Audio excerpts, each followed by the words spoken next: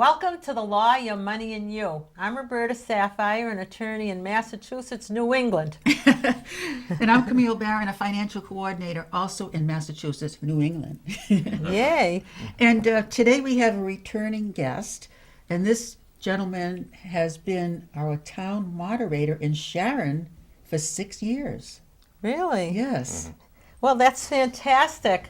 But besides that, he used to be a publisher for Lawyers Weekly, and he's also an attorney, a financial investment. Let him tell you. David Yas, welcome. We are so thrilled to have you back. My pleasure to be back, guys. You know, it's been 4 years. Would you believe that's it's too 4 long. years? I would too like. Can we make a standing date at least once a year? At I come least. back. Because I'm a glutton for attention. If I'm not on TV at least once a year, and now I'm not, as the town moderator, you're on TV on Sharon Cable, so that's Oh, boy. over. Yeah. And so I need. We're going to have to. Please, yeah. We'll I'll have to come make up up with for all of stuff. that. But I have to, no, it's so interesting. I watched, as I usually do when we have return guests, I watched the last tape because... How young we were. Yeah, Right. now that was 4 years ago. And what was interesting, there were a lot of topics brought up, but one of them was on same-sex marriage. That was a big issue 4 years ago. I know. It was a fad, I know. and at the time we thought that was going to be a thing that would stick around, right? Yeah, No, but right. no, at the now it's we talk about it like it's second nature, right? Well, now it's Right. the law of the land in Yeah, the country, sure. of course. But at the time, it was only 10 states only had it That's there. right. But also at the time you were talking, we had brought up, because it was a second show on the cases that you used to cover, which were absolutely fascinating. And one of them was the shaking baby case. Sure, Do you remember Louise that? Woodward, yeah. Yeah, people still talk about that. Yeah. Do you What know was- what? Do you know what she's doing now? I'm gonna get. She was a dance instructor for a little while, and she was yeah. she was going back to get her law degree, but then I think she abandoned that, and I think she teaches like samba or something. Oh yeah, But yeah, I read that. I don't know exactly what she's She doing just right had now. a baby. Oh, okay. In England. Well. I think she's 36 now. But Mazel but tov, it's Louise. funny, people still talk about it. Yeah. But another thing we The wanted. baby's okay, as far as we know, right? Yeah. Okay, good. Her baby, yeah. Right, that's right. But what's interesting too is these shows, they last forever. Like you last forever. And you on YouTube. Thank you, YouTube. Yeah, you're on. Well, we're also on archive.org. I've hired people to try to scrub that because I was having a bad hair day, but you're right, it's still there. You're on archive.org. That's Okay. where a lot of the TV stations download. Also, we're in over 24 towns now in Boston. So you're come on. everywhere. But I had a question. I was telling somebody that you were going to be on the show today, and they said, "What is he?" And Camille says, "The town moderator." He says, "What does the town moderator do?" So tell us, folks. Sure. Sharon has what's called open town meeting, which means officially once a year and then unofficially a second time. The entire town comes to, in our case, the high school to discuss the issues of the day.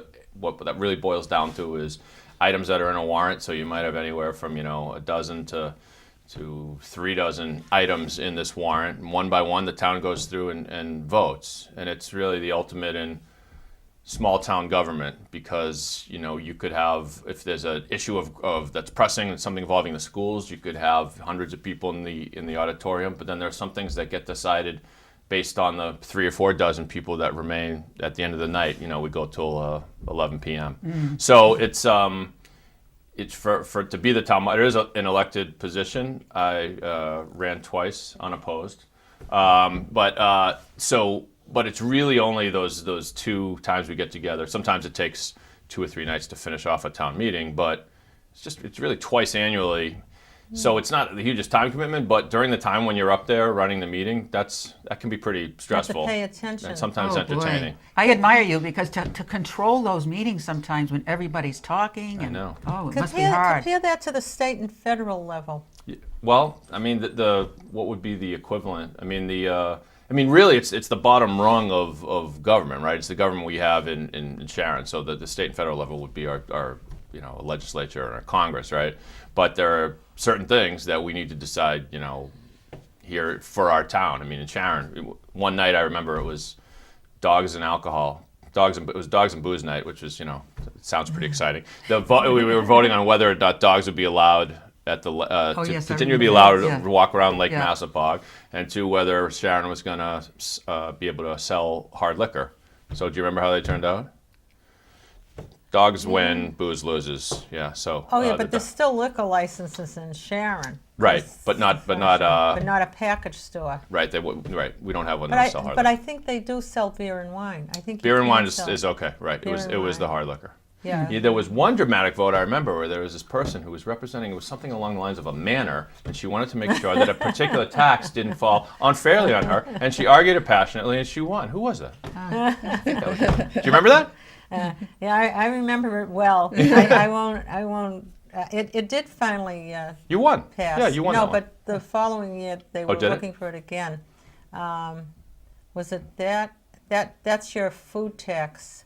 It was a a tax that sales tax, fell yeah. unfairly upon, well, because you're Yeah. the only I think it hotel was- in I Sharon, think it was well, an one of a inn, few. too, An inn, but- okay, yeah. What happened was, there you go, politics. I did, and when I told the other hotels about it, which were really for their national chains, they could have cared less. Really? Yeah. So the following year, I said, put it on again. Mm-hmm. Because we're small potatoes. Right. Yeah. But anyway, that was interesting, and they didn't care, and it did pass. Oh. But we still have one of the lowest taxes around, because you go to some of the cities and everything, they might have a 15% tax. Mm-hmm. So I think ours ends up 9.7. We have a 5.7 state tax, and then Sharon has a 4% tax. Well, I was happy to see you stick it to the man that night. You argued passionately.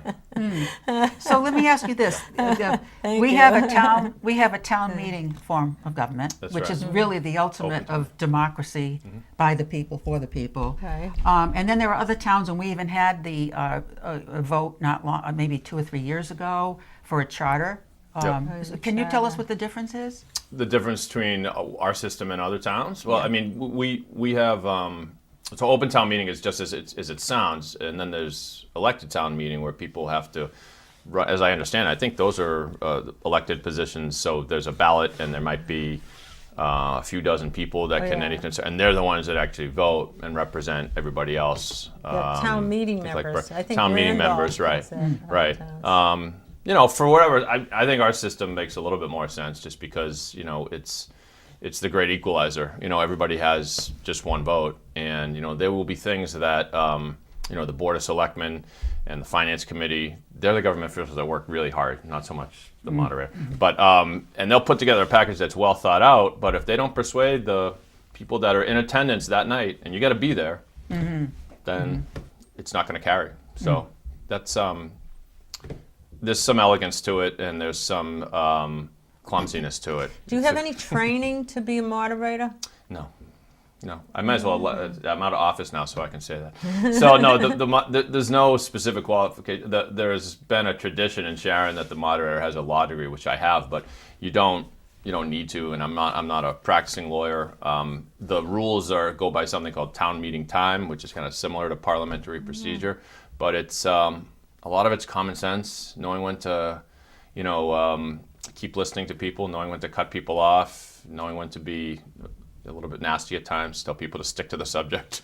So it's a delicate line you walk. So, but it's Has it was anybody fun. argued with you real thing? You can't do that. You can't do that. Yeah, absolutely. The last meeting, we had a 30-minute discussion over just the order in which we were going to take the items on the warrant, because people that showed up thought that the Board of Selectmen and others were sort of rigging the system to make sure that a particular item fell on the second night of town meeting rather than the first night of town meeting.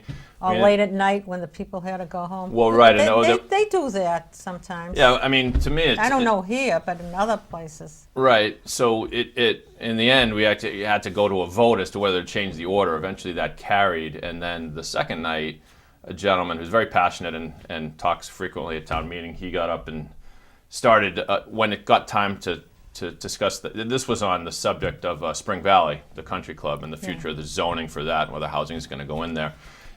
So because of what we decided the first night, it falls on the second night. He got up and started arguing again that we should never have taken this thing out of order. That's all he wanted to talk about. I said, we already discussed that yesterday, back and forth. And so I said, I'm doing my job here. It's making you stick to the subject. And he said, it's not your job to censor the citizens. And I said, I'm not censoring you. If you have some reason to connect this to the motion that's here tonight, please let me hear it. And he was silent. And so I said, thank you. Let's move on. Oh, boy. As the hour gets late, I get a little cranky. You know, on the issue of the country club, because our show goes everywhere. Yeah. But I think what's happening today, too, I don't know if you're familiar with it, that these golf clubs and private golf clubs, they're fading away, and they want to make tons of houses out of it, and so they have to do you know Well, that anything in about Sharon, that stuff? from what I understand, the golf club will survive, but there will be housing, 50 plus housing, going age 50 plus, whatever that designation is, senior housing, will go in as well. But they struck some kind of deal so that the people that already live there were okay with it. It was a rare case where there wasn't too much of a debate. So the country club will survive, as I understand it. I'm not a golfer, so I didn't care, No, but it's a nice I place. know. I mean, it's funny how things change. Mm-hmm. So now the next Well, go back. getting back to what we were saying about town meetings, Yeah. lately there's been an awful lot of town meetings with elected officials on the nose. Yeah. Because people go to the town meeting, they talk with their representative, and a lot of people are very passionate about the issues. I'm wondering if that's a change, or has it always been like that and we're just seeing more of it because the issues are so prominent today? I don't know if those are those really town meetings, or are they just that the elected, because we don't want to get political either, or either that the elected official is having a meeting and they're calling it a town meeting? Well, I think what Camille is talking about is sort of the general tenor of all these types of meetings, and maybe a reinvigoration of people being involved in government and voicing their opinion. There are a host of town meetings in every town, including our town. Town meeting officially is just the one that the moderator runs, but there's also finance committee meetings. There's also plenty of other open meetings that you can attend. A lot of them at the community center or wherever they are. A lot of them are on Sharon Cable. I think she's talking. I think Yep. Camille, correct me if I'm wrong, is talking about what you see on TV. So and so, Congressman such and such had a town meeting. Oh, I And see this what is you that. mean. And it Is that what shows you all mean? these people But yelling I at don't the person. think those Town are hall real meeting. town. Town hall Oh, that's a meeting town style. hall meeting. Town Yeah, hall that's a meeting different. Yeah. style. Well, Yeah. I mean, I'll say this. I don't think as the moderator of the town of Sharon in the meetings that I oversee, that the participation did not exactly increase over the course. I wanted it to, but unfortunately, you only get so many people to come out for a couple nights in a row from Right. 7 to 11 p.m. But the town hall meetings style you're talking about is, to me, those things are always designed to look like really informal chats, but a lot of them are sort of rehearsed. But I don't know. It's sort of on a related subject. The question as to whether, as a society, we've become more divisive and more uncivil. In other words, opinions aren't always a good thing. And now, with everything going on the national scale, and everyone just beating each other up on social media, would you guys agree that we're less of a friendly society than we used to be? Too many opinions, too much Definitely. black and white. Yeah. Yeah. And too much is driven by opinions and sound bites. Yeah. It seems like even the important things are driven by sound bites and opinions. Well, But well, it's good. It's good to be aware of all these things. Yeah. Another topic I wanted to bring up is you were active in trying to find and do good for autism. Yes. As you have. Can you tell us what progress has been made? I remember when you started, we were talking about the schools, what the schools do, what this one does. Tell us I haven't about cured that. it yet. I'm working on that still. No. So thank you for asking. The schools, yeah. My wonderful son Adrian is 18, and so he goes He's 18 now. he has autism. He's on the autism spectrum. He goes to Sharon High in the special ed program, and he's a very, very happy kid. But as far as nationwide, the numbers are still startling. I mean, it's something like 1 in 66 people are born with autism, and across the various school districts, No school district is perfect. Sharon used to have a partnership with a school called the New England Center for Children, which was wonderful. So for about 8 years, we had this wonderful treatment, and you did rarely even heard a parent complain. And then one day, Town of Sharon decided, no, we're not going to do that anymore. We're going to try to build our own program. And many of us argued passionately before the school committee to no avail. The program now in Sharon is still pretty good, but there are always bumps in the road like that for kids with autism. So it's always difficult. There's still a lot of mystery around autism. We still don't know exactly what causes it and what has caused an apparent spike in autism. But I'll give you a way out of the box theory if you want to hear it. Okay. Absolutely. First time ever. Which camera? Okay.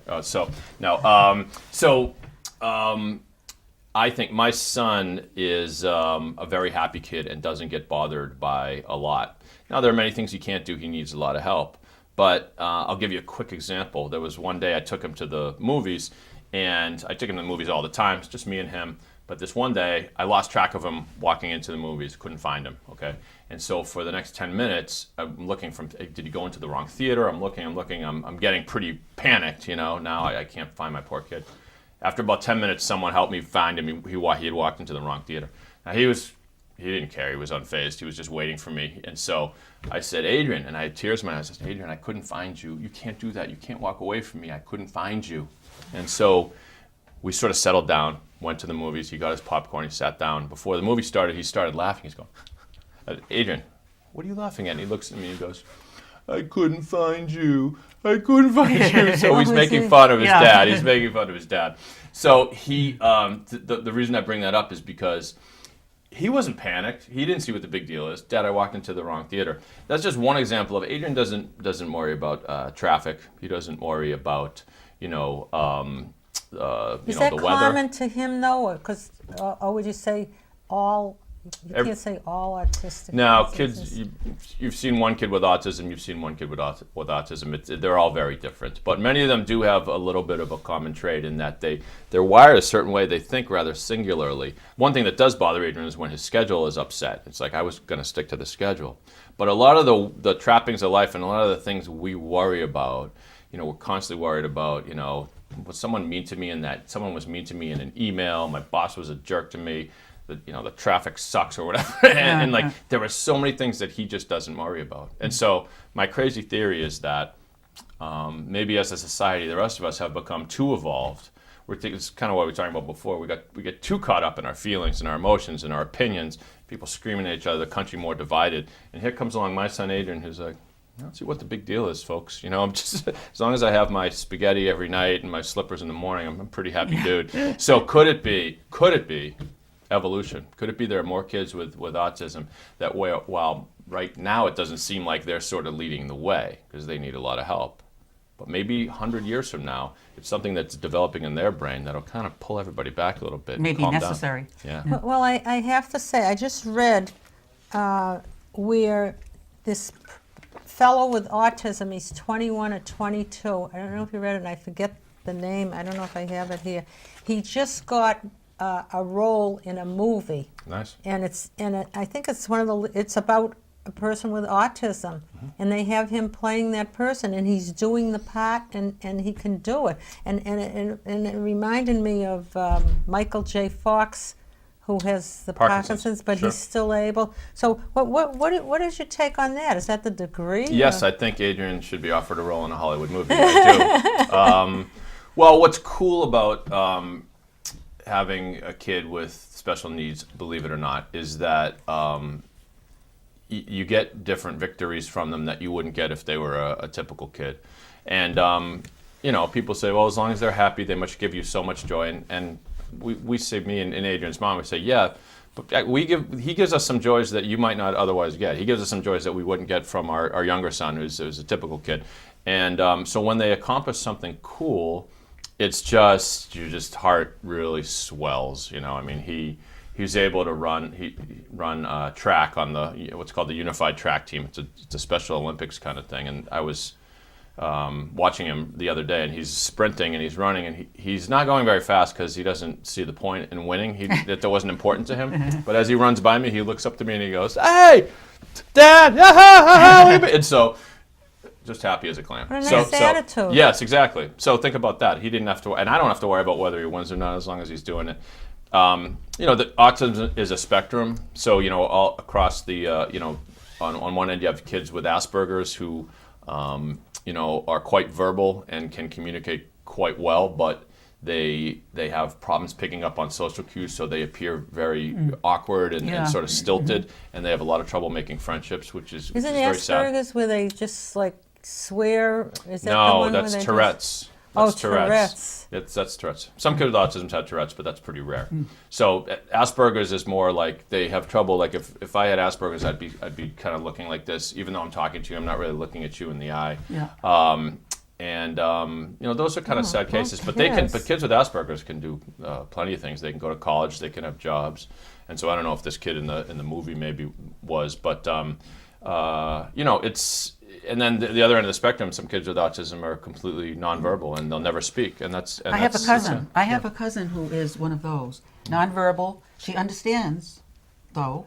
And now I'll go back years and years. I was still a student in college, and I had a paper to do. So I did it on autism because nobody knew then really what autism was. No one had a spectrum. No, there was none of this knowledge. Yeah, so I I did a know. lot of research at the library, and there's always that theory: is it nurture versus nature? So that was before internet. you're saying. Yes, it was. I'm not going to say when it was, but yes. Yeah, At least for interesting. social use, it was before internet. No, you're absolutely right. It was only recently was autism viewed as a spectrum. That's one of the main reasons why it appears that there's been an immense spike in the cases of autism. A lot of it was just underdiagnosis. If a kid was, Asperger's, they'd say, oh, that kid is just a little off. He's just a little weird, which is, of course, not the right thing to say. And when viewed as a spectrum, now it's understood how many kids have it. It was, even though I think we always had heard what autism is, it was never really a thing until, recent years. In fact, the movie Rain Man, which I think came out probably about 28 years ago, something like that, or maybe even more than that. Anyway, but that actually did a lot to educate people about autism because Dustin Hoffman's portrayal of Raymond in the movie is absolutely spot on, and I would know. Tom Cruise. Yes. Where he could add figures in his head. That's right. Though. That's right. Fascinating. He was a savant, and which is also now that's not every kid with He's autism. a savant? Savant meaning a genius, autistic Oh. savant. But a very nice narrowly a genius. Yeah. It's Right. just a certain So- function. Yeah. So my son has savant skills as well, so he can. Really? Yeah. So he. Should you take him to the casino or Casino? somewhere? No, that was. What kind of No. savant skills does he have? Unfortunately, not that one. But what he can do is, we noticed one day he said, "Daddy, when's your birthday?" And I said, "You know when my birthday is?" And I said, "October 6th." And he said, "It's a Tuesday." And meanwhile, we were sitting there. It was February, so I'm like, "How does he know it's a Tuesday?" And so, get on my phone. I started to look at the calendar. He's right. It's a Tuesday. I said, "Hey, Uncle Matt's birthday is November 4th. What day is that?" And he goes, "It's a Wednesday." So he could just Amazing. click through the days in his head. Have you tried taking him to the casino? Well, he's 18 now, so I guess he could. We're almost to you got to be kidding, I so that's a good tried. one. You can say you got to be kidding. No, I'm not. In the movie, it's their way. I don't know if that could happen in real life, because Raymond, even if you could memorize all the cards in the deck, you could improve your chances of winning, but you can't. I mean, you necessarily know what's coming up next. It's worth a try. Well, the other thing Kidding? Adrian can do is Don't leave my bag. he's a music freak, and so he can memorize like songs for about the last 20 years. He's been doing this, and to the point where I can say, Adrian, and just pick a day. I'll say year 2006, Adrian, a song that begins with the letter D, and he'll go, "Do you believe in magic?" Oh, my by the whatever, goodness. and he'll have it no matter Oh, what. So he's and he's never even looked at any lists or anything. He just, as soon as he hears a song and sees the title and the artist and the year, he logs it in his head, and it's always right at his fingertips. He could be an inspiration for other He is. people. Yeah, he is. Oh, that sounds. You sure? not going to take him? I'm thinking about giving him his own show on Sharon Cable. What do you think? The Adrian Show. I think We could that's do it. good. I'm serious, yeah. I You think wanna so. Stay have tuned him? for that, maybe. Should Maybe. we have him on? You How could. do You you sure could. feel about that? Oh yeah, no, you If can have he him was on. on. I mean, you know, you only get one sentence at a time out of him, but he was. You know, I had him up. I spoke before. I have a sort of a Adrian speech that I do. It's about 10 minutes with some video and stuff, and kind of explaining things that are interesting about the autistic mind and how there are positive traits to it as well as challenges. And I had him come up at the end of the thing, and I said, all right, I want people to throw out a year and a letter, and if Adrian can, Oh, yeah. 3 times if he can name a song correctly, and I had my computer out so I could Google it to confirm he was right. I said if he could get 3 in a row, he's allowed to throw a pie in my face, which he thinks is really funny.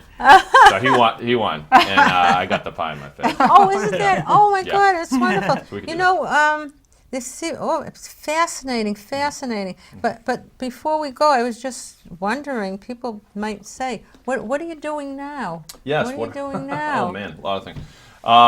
So right, I having put aside the moderator thing and the legal thing and the financial thing, I actually run a company called New England 500 Clubs. The parent company is actually USA 500 Clubs. I run the New England region. We're a high-level networking club company, collaborative, call it what you will. So we have chapters throughout New England. We get together. We strategically place about 30 people together that are like you guys, lawyers, financial advisors, accountants, insurance Like a professionals, marketing. and other. You teach them how to market. I Yeah, think my that's daughter one of the- belongs to sure. a group like that. That's one of the things we do. There's a very successful outfit called BNI, which is kind of everywhere. Oh yeah, they're everywhere. They've been very successful for many years. Their model is kind of be very regional and like have a town and have a lawyer and have a seat for kind of everybody down to like an electrician and a painter and a But they Yeah. have where you have have to referrals. get Referrals. referrals. That's right. You have to. Is yours that so way? no, our model was started as an answer to BNI, and again, nothing against BNI, but ours is different. Oh. Ours, we're pretty narrow in that it's only those sort of trusted advisors, like professional advisors, like attorneys, accountants, and we don't have rules for referrals. We, of course, encourage it. We sort of teach people how, like, you got to know what Mary does and what Jim does, so that when you have a client that has that need, you can call them. But we don't require referrals. We want it to happen sort of organically. You're all over the country? Not quite yet. We're about 500 members strong in New England. In Massachusetts. Then we have a different region in Connecticut. I don't want to upset the Connecticut people. They are still in New England, technically, right? Connecticut and New York. So far, those sort of 3 regions. But we'll continue to grow. We're growing happily. We're growing steadily, and our members renew at like 95%. Wonderful. Do you do a lot of traveling? Just so far, just in the Northeast. No further south than New York. But who knows what's next? Yeah. Well, we wish you a lot of success with that. That's Thank a great you. idea. Yeah, Thank that's you. great. And I think that's a wrap. And All right.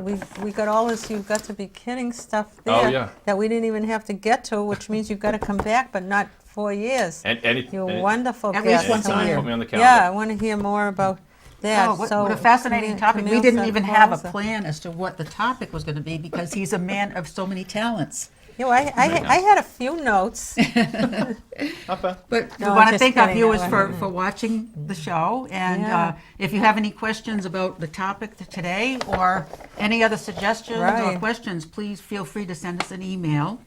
We'd love to hear from you. Because remember, this is your show. The law, your money, and you.